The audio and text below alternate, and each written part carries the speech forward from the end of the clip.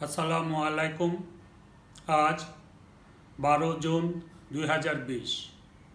আজ থেকে 123 বছর আগে 1897 সালের এই দিনে এতদ অঞ্চলে ইতিহাসের ভয়াবহতম ভূমিকম্প আঘাত এনেছিল। 1897 সালের 12 জুন ইতিহাসের ভয়াবহতম ভূমিকম্প আঘাত হানে বিকাল 5:15 যার উপকেন্দ্র বা এপিসেন্টার ছিল বাংলাদেশের সীমানার কাছাকাছি তৎকালীন আসাম এবং বর্তমানের মেঘালয়ে। উপকেন্দ্র থেকে কেন্দ্রের গভীরতা ছিল 32 কিলোমিটার। রিক্টার স্কেলে যার মাত্রা ছিল 8.1 এবং সর্বোচ্চ তীব্রতা ছিল 10।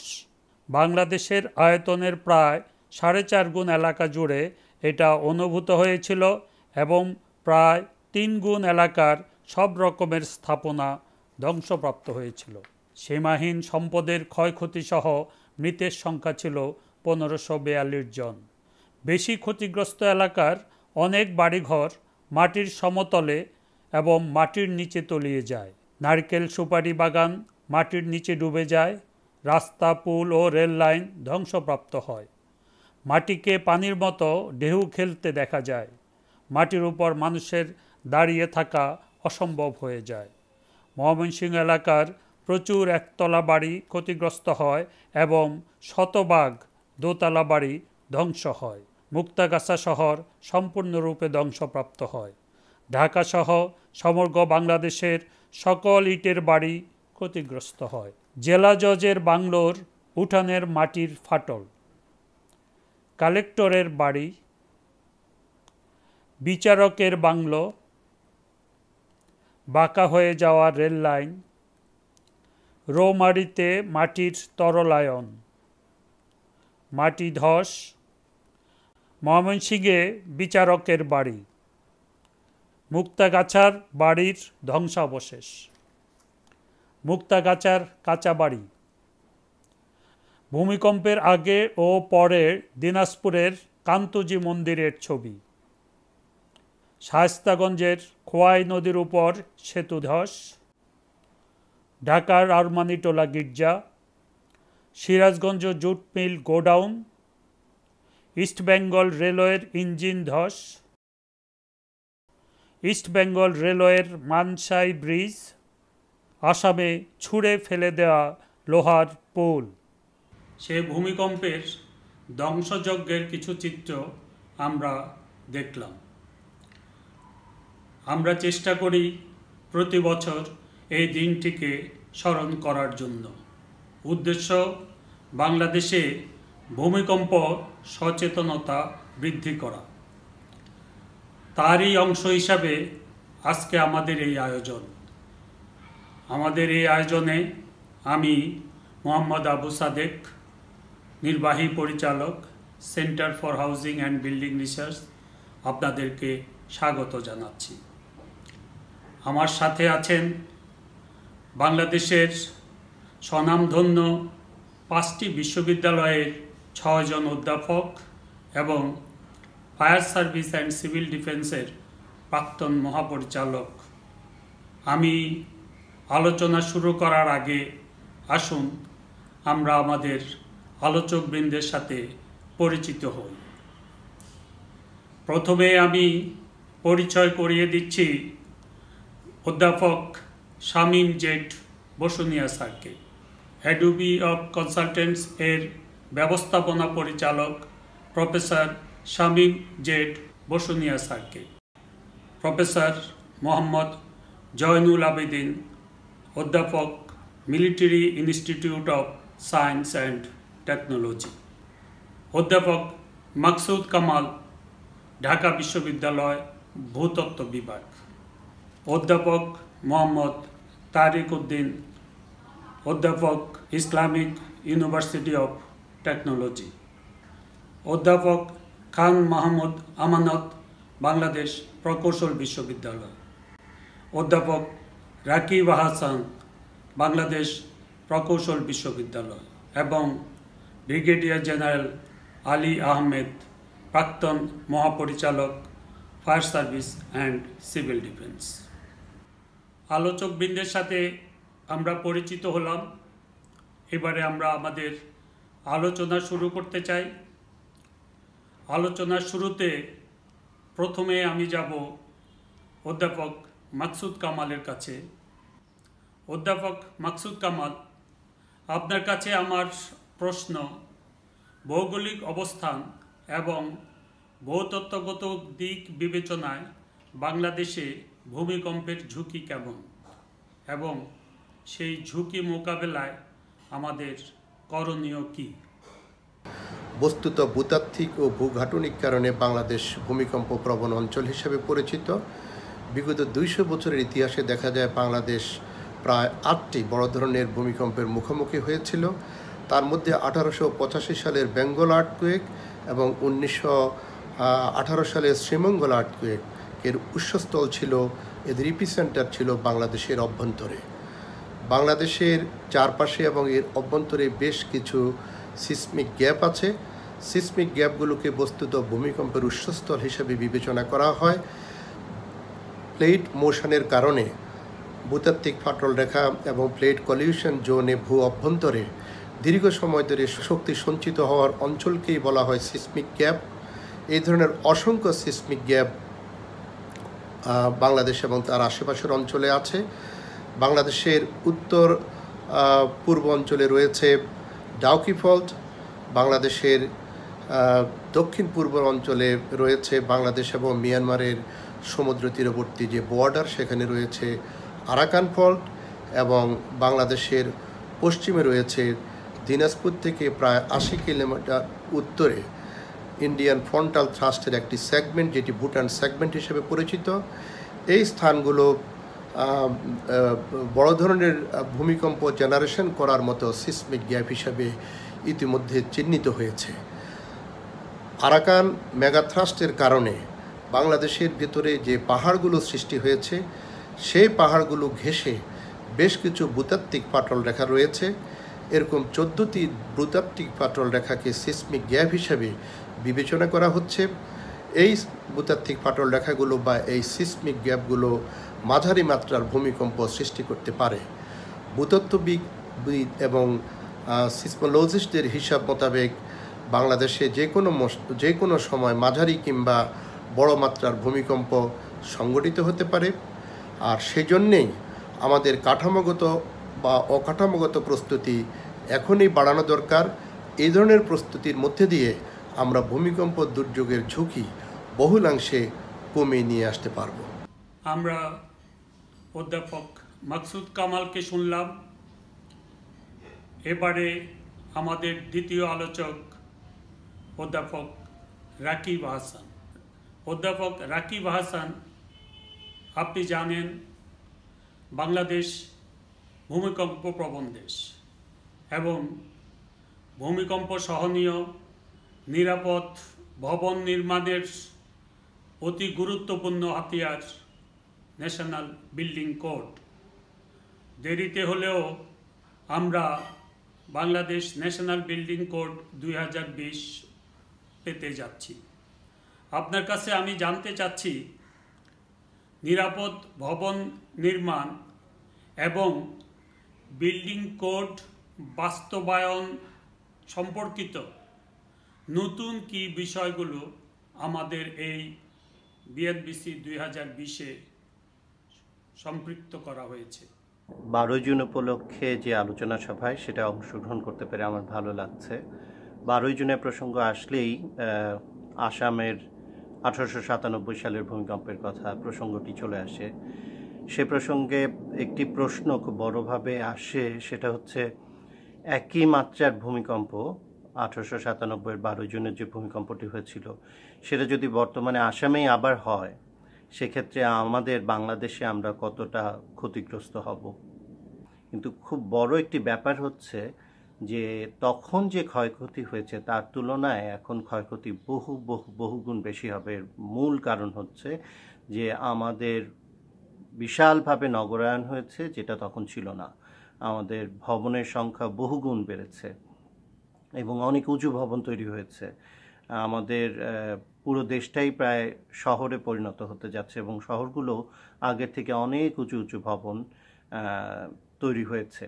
এবং সবচেয়ে বড় বিষয় যেটা হলো যে এই ভবনগুলোর অনেকগুলোই ঝুঁকিপূর্ণ এই ধরনের ভূমিকম্পের জন্য।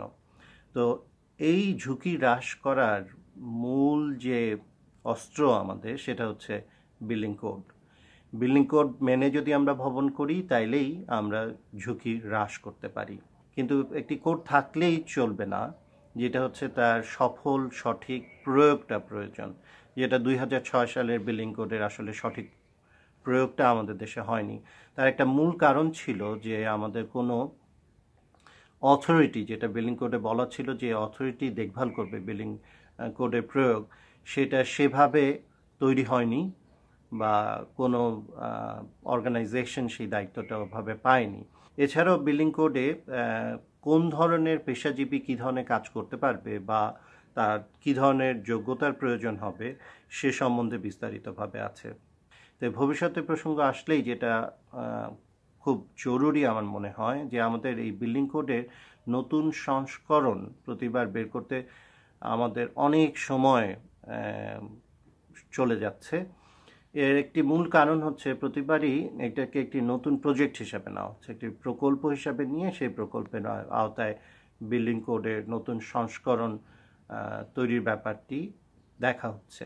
কিন্তু এটা যদি অন্যান্য দেশে যেটা হয় যে একটি স্থায়ী কমিটি থাকে, একটি স্ট্যান্ডিং কমিটি, যারা নিয়মিতভাবে এই বিল্ডিং কোডের আপডেটেড কার্যাবলীগুলি করে, সম্পাদন করে, তো সেই ধরনের একটি স্থায়ী কমিটি বা স্ট্যান্ডিং কমিটির আওতায় যদি বিল্ডিং কোডের এই আপডেটিং নতুন সংস্করণ প্রকাশনার বিষয়টি দেখা হয়, তাহলে আমার মনে হয় অনেক নিয়মিতভাবে বিল্ডিং কোড প্রকাশিত হতে পারবে। আমরা এতক্ষণ অধ্যাপক রাকিব হাসানের কাছে শুনলাম। এবারে আমি আসব অধ্যাপক খান মাহমুদ আমানতের কাছে।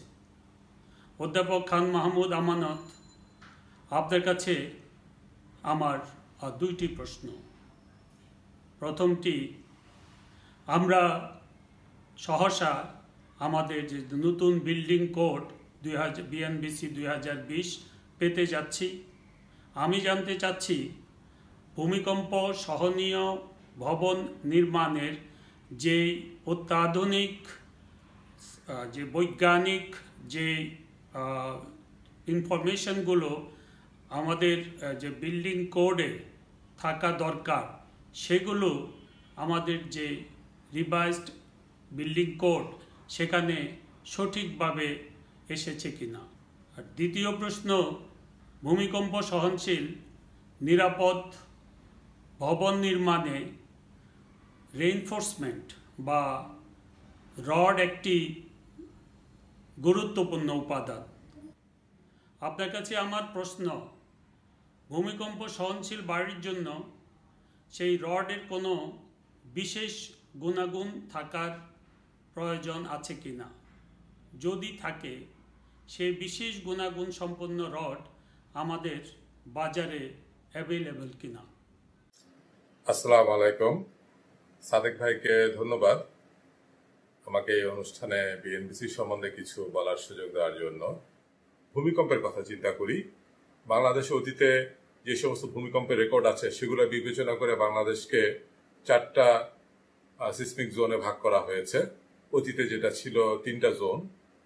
এছাড়াও আমেরিকান কোড এবং ইউরো কোডের সমন্বয় ঘটিয়ে কিভাবে সিসমিক ডিজাইনের জন্য বিল্ডিং এর উপরে লোড ক্যালকুলেশন করতে হবে সেটা নতুন করে নিয়ে আসা হয়েছে। সিসমিক ডিজাইন ক্যাটাগরির ধারণাটা আমাদের নতুন করে এসছে, যেটা আগে ছিল না। তাছাড়া অন্যান্য আরো অনেক খুঁটিনাটি বিষয়, ভূমিকম্প সংক্রান্ত নতুন নতুন জিনিস আমাদের কোডে এসছে। শুধু তাই না, আপনার ভবনে যে নির্মাণ সামগ্রীগুলো ব্যবহার হবে সেগুলোর গুণগত মান কি হবে এবং সেই গুণগত মান কিভাবে যাচাই করবেন সে সম্বন্ধে দিক নির্দেশনা দেওয়া আছে। এবার আপনার প্রশ্নের দ্বিতীয় অংশে আসি। জানতে চাওয়া হয়েছে এমএস রডের গুণাগুণ কিভাবে একটা কংক্রিট ভবনের ভূমিকম্প সহনীয় ডিজাইনে ভূমিকা রাখতে পারে। হ্যাঁ, বিষয়টা খুবই গুরুত্বপূর্ণ। একটা কংক্রিট ভবন নির্মাণে যে মৌলিক উপাদানগুলো দরকার হয় সেগুলো হচ্ছে সিমেন্ট, স্টোন চিপস বা খোয়া, বালু, পানি এবং এমএস রড। এই যে 5টি উপাদানের কথা বললাম, এর মধ্যে একমাত্র এমএস রডের গুণাগুণ বিবেচনা করেই একটা ভবনের ভূমিকম্প সহনীয়তা নির্ধারণ করা হয়। রড টেস্ট করার পরে ওটার যে ব্রেকিং স্ট্রেংথ হবে এবং ওটার যে ইল্ড স্ট্রেংথ হবে, এই দুইয়ের অনুপাত 1.25 বা তার থেকে বেশি হতে হবে। রড টেস্ট করার পরে রডের যে ইলঙ্গেশন হবে, সেই ইলঙ্গেশনের মান বা রডের প্রসারণের মান হবে কমপক্ষে 10 থেকে 14%। এই সমস্ত গুণাগুণ যেই রডে থাকবে সেই রড দিয়ে ভূমিকম্প সহনীয় কংক্রিট ভবন তৈরি করা যাবে। এখন প্রশ্ন হচ্ছে যে এই ধরনের রড আমাদের দেশের বাজারে পাওয়া যায় কিনা। হ্যাঁ, আমাদের দেশে ভালো ভালো যে কোম্পানিগুলো রড তৈরি করে তাদের তৈরি 60 KSI গ্রেডের রডে এই গুণাগুণগুলো সাধারণত পাওয়া যায়। সবশেষে আমি বলতে চাই যে একটা নিরাপদ, আধুনিক, টেকসই এবং দীর্ঘকাল ব্যবহারযোগ্য ভবন নির্মাণের জন্য বিএনবিসি 2020 একটা কমপ্লিট প্যাকেজ। আমাদের ভবিষ্যৎ প্রজন্মের জন্য যদি আমরা একটা সুন্দর বাংলাদেশ গড়তে চাই, তাহলে এদেশের যত ভবন নির্মাণ হবে এবং সেই সাথে অন্যান্য যত আনুষঙ্গিক ইনফ্রাস্ট্রাকচার নির্মাণ হবে, সবগুলোতেই এই বিএনবিসির যথাযথ প্রয়োগ করা অত্যন্ত জরুরি। এবং এই কারণেই এই প্রস্তাবিত বিএনবিসি 2020-এর দ্রুত প্রকাশনার জন্য আমি আবার সংশ্লিষ্ট সবার দৃষ্টি আকর্ষণ করছি। এবারে আমি আসব অধ্যাপক মোহাম্মদ তারেক উদ্দিনের কাছে। অধ্যাপক মোহাম্মদ তারেক উদ্দিনের কাছে আমি জানতে চাচ্ছি, ভূমিকম্প সহনীয় নিরাপদ স্থাপনা নির্মাণে রেইনফোর্সমেন্ট বা রডের যেরকম একটা গুরুত্বপূর্ণ ভূমিকা আছে, একইভাবে আরেকটি গুরুত্বপূর্ণ উপাদান হচ্ছে কংক্রিট। আপনার কাছে আমার প্রশ্ন যে সাধারণ নির্মাণ কাজের চেয়ে ভূমিকম্প প্রবণ এলাকায় নির্মাণের ক্ষেত্রে এই কংক্রিটের কোনো বিশেষ গুণাগুণের প্রয়োজন আছে কিনা? যদি থাকে, সেটা আমরা কিভাবে আমাদের দেশে ভবন নির্মাণে এবং অন্যান্য স্থাপনা নির্মাণে আমরা কার্যকর করতে পারি? কংক্রিট নিয়ে এখানে আজকে একটু কথা বলবো। ব্যবহারের দিক থেকে যদি আমরা দেখি, তাহলে আমরা দেখব যে আমরা পানির পরে কিন্তু সারা বিশ্বে কংক্রিটের অবস্থান। একজন মানুষ প্রতিদিন 10 কেজি করে কংক্রিট ইউজ করছে বিল্ডিংস, ব্রিজেস ও অন্যান্য স্থাপনাগুলো তৈরি করার জন্য। এখন প্রশ্ন হলো কিভাবে আমরা এই ম্যাটেরিয়ালটাকে আমরা ভূমিকম্প সহনীয় করে তৈরি করতে পারি। এটাই আমাদের জন্য বড় ধরনের চ্যালেঞ্জ। তো আমাদের কংক্রিট যদি আমরা দেখি, প্লেন কংক্রিট যেটাতে কোনো রেইনফোর্সমেন্ট নাই, সেটা যদি আমি দেখি, এটা কিন্তু মোটেই ডাকটাইল মেটেরিয়াল না, এটা এক ধরনের ভঙ্গুর মেটেরিয়াল। প্লেন কংক্রিট আমাদের ভূমিকম্প সহনীয় মেটেরিয়াল হবে না। কংক্রিটে যদি আমি স্ট্রেংথ যদি আমি বাড়াতে পারি, স্টিল এবং কংক্রিট বন্ডিংটা আমাদের ভালো হবে, যেটা যখন আপনার ভূমিকম্প আসবে আমাদের বন্ডিংটা খুবই ইম্পর্টেন্ট। আমাদের বিম কলাম জয়েন্টের ক্যাপাসিটি আমাদের অনেক বাড়বে, আমাদের টোরশনাল ক্যাপাসিটি স্ট্রাকচারাল মেম্বারের বাড়বে, আমাদের শিয়ার ক্যাপাসিটি বেড়ে যাবে। তার মানে এটা অনেকগুলো বেনিফিট আপনাকে দিচ্ছে যে স্ট্রেংথ বাড়ার সাথে সাথে আপনার কংক্রিট কিন্তু আপনি যদি ভালোভাবে কনফাইন করতে পারেন, তাহলে কিন্তু এটা ভূমিকম্প সহন হিসাবে আমরা অনেক দূর এগিয়ে আসতে পারি। আমরা যখন একটা বিম ডিজাইন করি, আমরা দেখবো যে আমরা যদি স্ট্রেংথ যদি হাই গ্রেড স্ট্রেংথ কংক্রিট যদি ইউজ করি, তাহলে আমরা নিউট্রাল অ্যাক্সিসটাকে অনেক উপরে নিয়ে আসতে পারবো।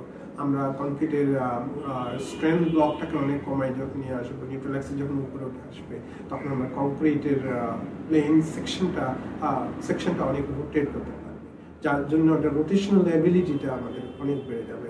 আমাদের যে স্ট্রেনে আমাদের স্টিল ফেল করবে, দেখা যাবে তখন কংক্রিট ফেল করবে, যে স্ট্রেনে দেখা যাবে যে তখন স্টিলের জন্য অনেক স্ট্রেন ডেভেলপ করবে। এই স্টিলটা আমার তখন ইল্ড হওয়ার সুযোগ পাবে, যেটা আমাদের ডাকটাইল ডিজাইন বা নমনীয় স্ট্রাকচারের জন্য, রেসিলিয়েন্ট আর্থকুয়েক রেসিলিয়েন্ট স্ট্রাকচারের জন্য আমাদের খুবই গুরুত্বপূর্ণ। আরেকটা অ্যাডভান্টেজ হলো, আমরা যদি হাই গ্রেড কংক্রিট ইউজ করি, তাহলে সেখানে আমাদের স্ট্রাকচারের ওজন যেটা, সেটা অনেক কমে যাবে। আমি একটা স্ট্রাকচারের ওজন কিন্তু স্ট্রাকচার যতগুলো লোড আসছে তাতে কোনো একটা মেজর একটা অংশ, ধরেন মোর দেন 50% মেনি কেসেস, তার মানে আমি যখন বিল্ডিংটাকে লাইট করতে পারবো হাই গ্রেড কংক্রিট ইউজ করে, তাহলে আমাদের স্ট্রাকচারের যখন ভূমিকম্প আসবে তখন যেই ফোর্সটা কাজ করবে আর্থকুয়েক ফোর্সটা, সেটা আমাদের অনেক কন্ট্রোলে চলে আসবে এবং সেই জন্য আমাদের স্ট্রাকচার ড্রিফট, ডিফ্লেকশন বলেন অন্যান্য স্ট্রেসগুলো স্ট্রাকচার এলিমেন্টে অনেক কম আসবে এবং বিল্ডিংটা আমাদের আর্থকুয়েক রেজিলিয়েন্ট হবে। আর সর্বোপরি আমাদের একটা গাইডলাইন তৈরি করা দরকার, আর্থকুয়েক রেজিলিয়েন্ট ডিজাইন গাইডলাইন, যে গাইডলাইনটা আমাদের কন্টিনিউয়াস পিরিয়ডিক্যালি আমরা ইমপ্রুভ করতে পারি, আমাদের রিসার্চ গবেষণালব্ধ ফলাফলের মাধ্যমে আমরা ইমপ্রুভ করতে পারি। আমরা তাহলে কিন্তু আমাদের স্ট্রাকচারগুলোকে আমরা ভূমিকম্প সহনীয় হিসাবে তৈরি করতে পারবো। আমরা এতক্ষণ ভূমিকম্প এবং ভূমিকম্প সহনীয় নির্মাণে উপরিকাঠামো যেটা সুপার স্ট্রাকচার, তার সম্পর্কে আমরা শুনলাম। এবারে আমি আসব অধ্যাপক মোহাম্মদ জয়নুল আবেদিন স্যারের কাছে। কোনো স্থাপনা নিরাপদ হওয়ার পূর্ব শর্ত হলো তার ফাউন্ডেশন নিরাপদ হতে হবে।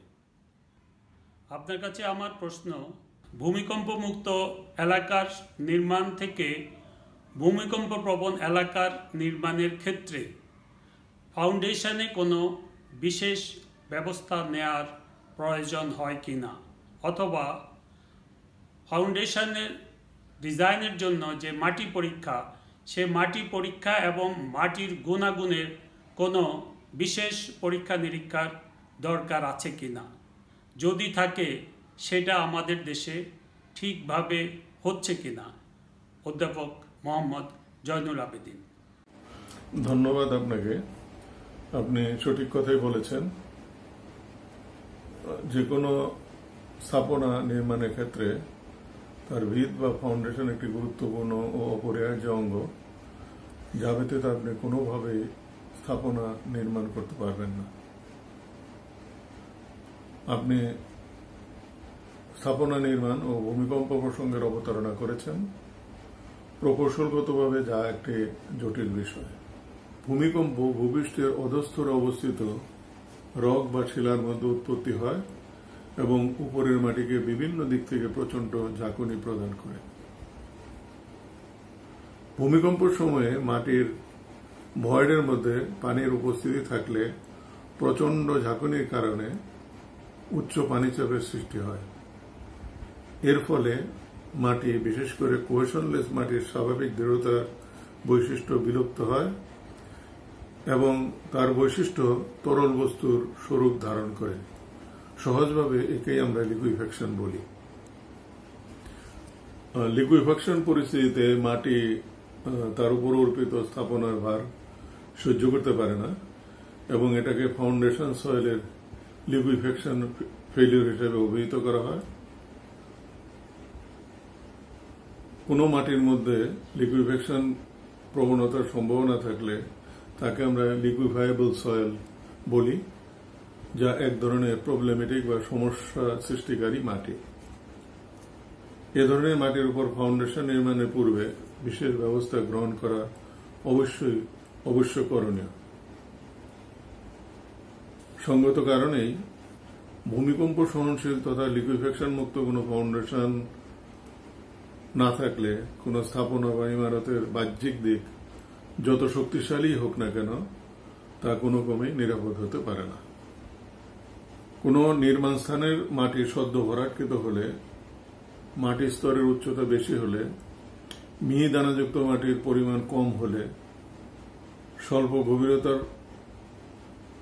মাটির মধ্যে লিকুইফ্যাকশন প্রবণতা সাধারণত দেখা দেয়। এসব মাটির সম্মুখীন হলে এ সংক্রান্ত সমস্যার সমাধান ব্যতিরেকে কোনো স্থাপনাই নির্মাণ করা উচিত নয়। সাধারণত তিনভাবে এই সমস্যার সমাধান করা যায়। 1.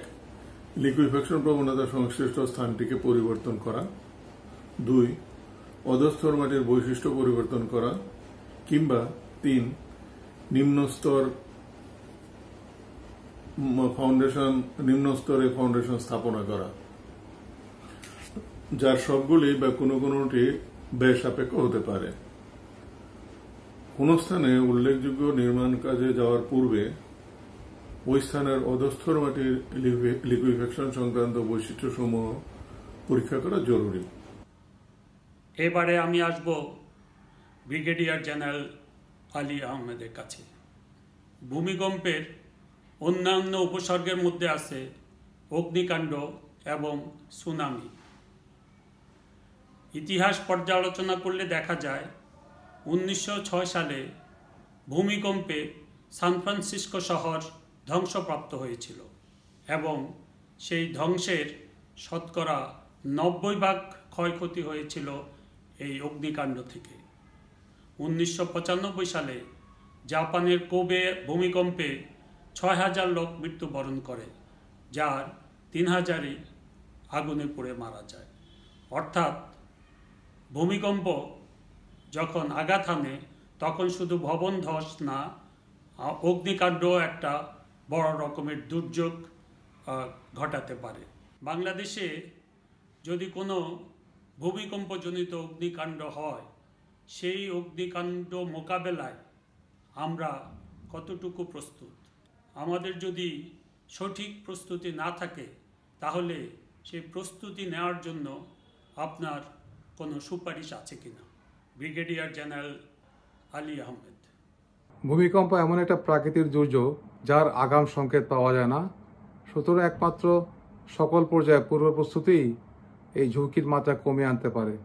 বাংলাদেশের মধ্যে অনেক প্রাকৃতিক দুর্যোগ মোকাবেলা করেছে, কিন্তু ভূমিকম্পের মতো বড় দুর্যোগ মোকাবেলার সক্ষমতা এখনও বাংলাদেশ পুরোপুরি অর্জন করেনি। সুতরাং আমাদেরকে সকল ক্ষেত্রেই প্রস্তুতি নিতে হবে।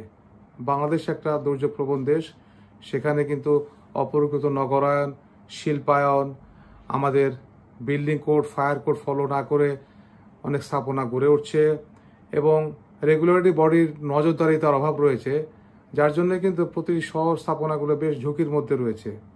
ভূমিকম্পের ফলে শুধু স্থাপনা ভেঙেই পড়বে না, সাথে সাথেই দেখা যাবে যে বিভিন্ন জায়গায় অনেক আগুন লেগে যাচ্ছে, কারণ আমাদের ইলেকট্রিক্যাল যেটা আছে, ইলেকট্রিক লাইন অরক্ষিত, গ্যাস লাইন অরক্ষিত, এবং আমরা দেখি বাসাবাড়িতে কিন্তু এখন প্রচুর পরিমাণে দাহ্য পদার্থ রয়েছে, যেখানে আমাদের ইন্টেরিয়র ম্যাটেরিয়াল ইউজ করছি, আমরা পেট্রোলিয়াম প্রোডাক্টগুলো বাসাবাড়িতে আমরা ব্যবহার করছি, যার জন্য কিন্তু আগুনটা দ্রুত বেড়ে যাবে এবং আমরা দেখেছি যে ভূমিকম্পের সাথে সাথে প্রচুর পরিমাণে আগুন বিভিন্ন জায়গায় লেগে যাবে।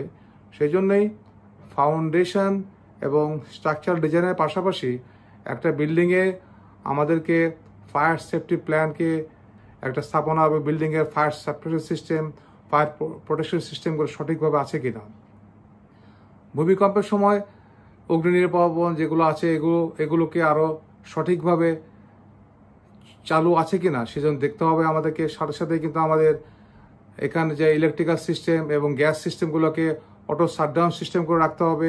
ইন্টেরিয়র ম্যাটেরিয়াল বা বিল্ডিং ম্যাটেরিয়াল যেগুলো আছে এগুলোকে যদি ফায়ার প্রুফ করা যায় তবে অনেক ভালো হয়।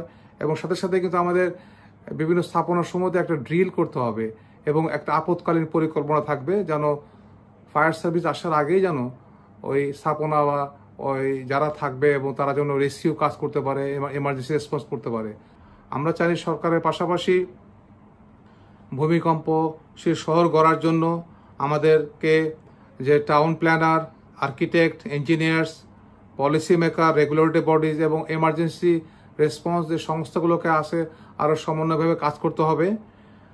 আর আমাদেরকে নিশ্চিত করতে হবে যে প্রতিটি ক্ষেত্রে যেন বিল্ডিং কোড, ফায়ার কোড এবং ইলেকট্রোমেকানিক্যাল কোড এবং শহরের সেফটি কোড ফলো করে যেন সবাই স্থাপনা নির্মাণ করে। এবং আমাদেরকেও যারা রেগুলেটরি বডি আছে, যারা আছে নিয়ন্ত্রণের সংস্থা, তাদেরকে এনফোর্সমেন্ট করতে হবে এবং নিয়মিত পর্যবেক্ষণ এবং মনিটরের মাধ্যমে এই কোডগুলোকে যেন আমরা সঠিকভাবে পরিচালনা করতে পারি, সঠিকভাবে যেন এনফোর্স করতে পারি সেটা নিশ্চিত করতে হবে। এবারে আমি আসব অধ্যাপক শামীমুজ্জামান বসুনিয়া স্যারের কাছে। স্যার, আপনি একটা সুদীর্ঘ সময় বাংলাদেশ প্রকৌশল বিশ্ববিদ্যালয়ের শিক্ষকতার সাথে জড়িত ছিলেন, তারপরে ইনস্টিটিউট অফ ইঞ্জিনিয়ার্সের প্রেসিডেন্ট এবং বর্তমানে আপনি একটা পরামর্শক সংস্থার কর্ণধার। আমরা জানি বাংলাদেশ ভূমিকম্প প্রবণ দেশ। ভূমিকম্প সহনীয় নিরাপদ ভবন এবং স্থাপনা বিনির্মাণে আমাদের যে বিদ্যমান নীতিমালা, কোড অফ কন্ডাক্ট, প্রফেশনালিজম এবং এথিক্স নিয়ে যদি আপনি আমাদের কিছু বলেন। প্রথমে বলতে হয় বাংলাদেশ ন্যাশনাল বিল্ডিং কোড, বিএনবিসির যেটা কথা, 1993 সালে এটা প্রথম প্রকাশ পায় এবং 2006 সালে এটা গেজেট আকারে এটা সবার সামনে আসে। এরপর 2015 সাল থেকে এটার আবার দ্বিতীয় সংস্করণটা পরিবর্তিত এবং এটাকে চেঞ্জ করা কিছু কিছু ক্ষেত্রে দরকার হয়ে পড়ে, সেটা করার চেষ্টা চলেছে। এবং এটা তখন 2015 সালেই শুনেছি যে এটা বেরোচ্ছে, কিন্তু এখন পর্যন্ত থাকলো আজকে 2020 সালে দাঁড়িয়ে এসে এখনো পরীক্ষা নিরীক্ষা চলছে, ইতিমধ্যে কিছু বিক্ষিপ্ত ভাবে প্রকাশিত হয়েছে। কাজে নতুন কোড অনুসরণ করা হবে কি হবে না এই ব্যাপার নিয়ে এখনো অনেকের মাঝে এক ধরনের বিভ্রান্তি রয়েছে। তাই নতুন বিল্ডিং কোডে অবিলম্বে গেজেট আকারে প্রকাশ করতে হবে, যাতে প্রকৌশল সমাজের মাঝে কোনো বিভ্রান্তির অবকাশ না থাকে। পাশাপাশি এখন থেকে একটি নির্দিষ্ট সময় পর পর নতুন সংস্করণ বা এটা অবশ্যই তাকে এটা পরিবর্তন প্রয়োজন অনুসারে এবং সেটা সহসাই গেজেট আকারে প্রকাশিত করতে হবে। এই খালি আর্থকুয়েকের জন্য আমি ডিজাইন করে দিলাম, ডিটেইলিং করলাম। আর্থকুয়েকের জন্য ডিজাইন বলতে যেটা আছে অ্যানালাইসিসটা ডিফিকাল্ট, অ্যানালাইসিসটা করার পরে ডিটেইলিং কতগুলো আছে ডিটেইলিং করতে হবে, এটা হয়তো আমাদের প্রফেসর সাহেবরা বলেছেন। সেইখানে এটা কনস্ট্রাকশন ওইভাবে অ্যাকর্ডিংলি হচ্ছে কিনা এটা দেখতে হবে।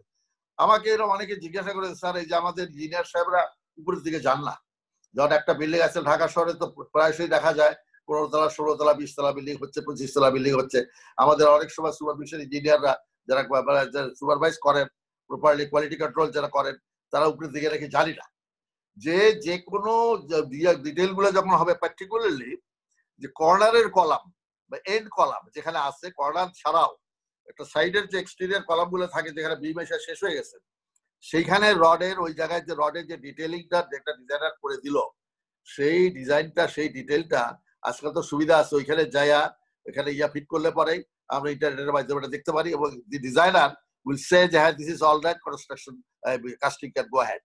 এই জিনিসগুলো করা দরকার। এগুলো না করলে কিন্তু খালি করে দিলাম কাগজে। আমি বহু জায়গায় দেখছি যে পরবর্তীকালে আমরা ওই মিস্ত্রিদের উপরে নির্ভর করি এবং তারা ওখানে মনে করে যে মিস্ত্রিগুলো অনেক সময় দেখা যায় যে অথবা সিনিয়র ডিপ্লোমা ইঞ্জিনিয়ার থাকলে তারা পারে, খেয়ালও করে না অনেক সময়। আমাদের বিএসসি ইঞ্জিনিয়াররাও খেয়াল করে না। আচ্ছা রড একটা শর্ট হয়ে গেল, আমরা ওখানে হুক করলাম না, কিছু করলাম না, ওখানে রেখে দিলাম। এইগুলো কিন্তু আর্থকুয়েকের এগেইনস্টে কিন্তু সাংঘাতিকভাবে ইম্পর্টেন্ট। আর্থকুয়েকের এই ধরনের ডিটেল গুলো খালি অ্যানালাইসিস করলাম আর এটা করলাম সেটা করলাম করে কিন্তু লাভ নেই, এটা দেখতে হবে সেটা। এবং এইখানে আমি এই কথাটা বলতে চাই যে কেবলমাত্র আইবি অথবা ইনস্টিটিউট অফ ইঞ্জিনিয়ার্স এর ফেলো অথবা মেম্বারশিপ নাম্বার দিয়ে ইঞ্জিনিয়ারিং ডিজাইন করতে দেওয়া ঠিক না।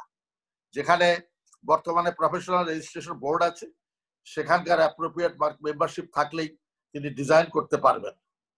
পৃথিবীর সব দেশেই এরূপ প্রচলন আছে, কারণ আপনি এখান থেকে আজকে বিলেতে যান, আমেরিকায় যান, যে কোনো জায়গায় যান না কেন, ইভেন ইন্ডিয়াতে যান, তারা কিন্তু আপনার প্রফেশনাল ডিগ্রি আছে কিনা, প্রফেশনাল সার্টিফিকেট আছে কিনা সেটা দেখে। কেবলমাত্র একাডেমিক ডিগ্রি তার যাই হোক না কেন, সেটা যত উচ্চ ডিগ্রি হোক না কেন, সেটা প্রফেশনাল কাজ করার ক্ষেত্রে অ্যাকসেপ্টেড নয়। সবাই বর্তমানে স্ব ক্ষেত্রে যেমন structural design, foundation design, plumbing, electrical, air conditioning, land surveying, আলাদাভাবে প্রফেশনাল সার্টিফিকেট থাকা দরকার এবং যেটা বাংলাদেশ প্রফেশনাল রেজিস্ট্রেশন বোর্ড কিন্তু এখন দিচ্ছে। আমরা বিজ্ঞ আলোচকবৃন্দের আলোচনা শুনলাম। 7 জন আলোচকের আলোচনা থেকে অনেক তথ্য উপাত্ত বেরিয়ে এসেছে। সকলের বক্তব্য সামারাইজ করে আমরা যা পাই তা হলো, 1, বাংলাদেশ এবং এর আশেপাশে অনেক ভূতাত্ত্বিক ফাটল বিদ্যমান যা মাঝারি ও বড় ধরনের ভূমিকম্পে আঘাত হানতে সক্ষম। 2, 1897 সালের ন্যায় একই মাত্রার ভূমিকম্প বর্তমানে আঘাত হানলে ক্ষয়ক্ষতি হবে অনেক অনেক গুণে বেশি। 3, 1993 সালে বিএনবিসি প্রণয়ন হলেও সঠিকভাবে কোডের প্রয়োগ হচ্ছে না।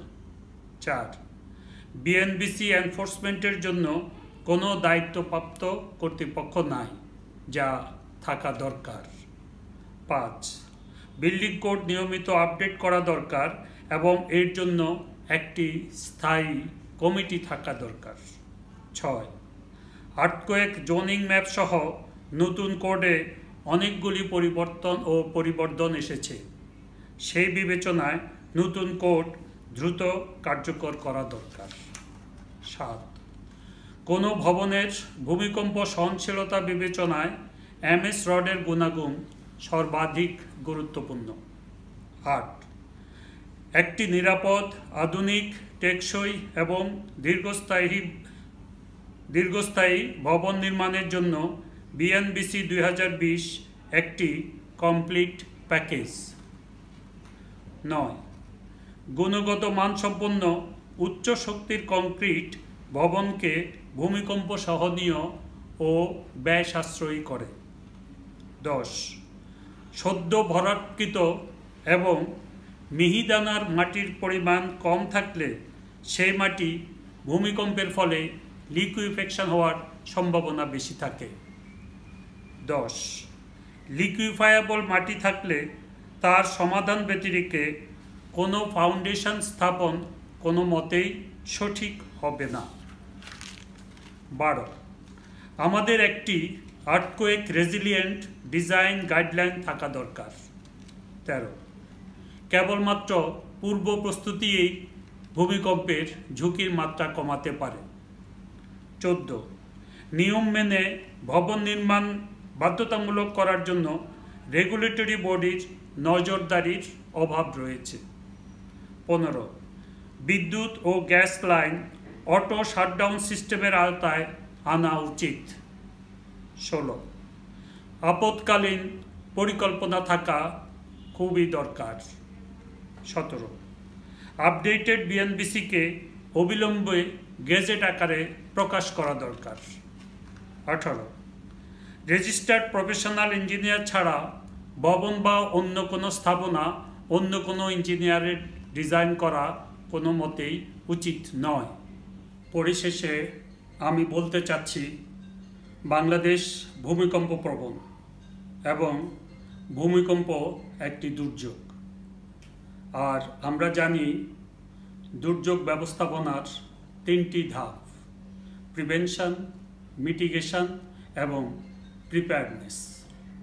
যেহেতু ভূমিকম্প একটি প্রাকৃতিক দুর্যোগ এবং মানুষের পক্ষে ভূমিকম্প প্রিভেন্ট করা সম্ভব নয়, সেহেতু মিটিগেশন এবং প্রিপেয়ারনেস বা প্রমোশন ও প্রস্তুতির উপরে আমাদেরকে জোর দিতে হবে। আর এই প্রশমন ও প্রস্তুতির মূল হাতিয়ার হচ্ছে বাংলাদেশ ন্যাশনাল বিল্ডিং কোড। সুতরাং ভূমিকম্প প্রশমন এবং ঝুঁকি হ্রাসে একটি নির্দিষ্ট ইন্টারভেলে BNBC-র নবায়ন ও বাস্তবায়নের কোনো বিকল্প নাই। সেই লক্ষ্যে বর্তমান পরিপ্রেক্ষিতে আমাদের করণীয় হল যত দ্রুত সম্ভব BNBC 2020 গেজেট আকারে প্রকাশ করে আইনগত বৈধতা দেওয়া। BNBC 2020-এর নির্দেশনা মোতাবেক দেশব্যাপী বিল্ডিং কোডের বাস্তবায়ন নিশ্চিত করার লক্ষ্যে বাংলাদেশ বিল্ডিং রেগুলেটরি অথরিটি গঠন করা। বিজ্ঞ আলোচকবৃন্দ, অনুষ্ঠান প্রস্তুত ও প্রচারের সাথে সংশ্লিষ্ট সকল ব্যক্তিবর্গ এবং সুধী দর্শক শ্রোতাদের জানাই আন্তরিক ধন্যবাদ। ভবিষ্যতে আবার অন্য কোনো অনুষ্ঠানের মাধ্যমে আপনাদের সান্নিধ্যে আসব এই আশা ব্যক্ত করে আমাদের আজকের এই আলোচনা অনুষ্ঠান এখানেই শেষ করছি। আল্লাহ হাফেজ।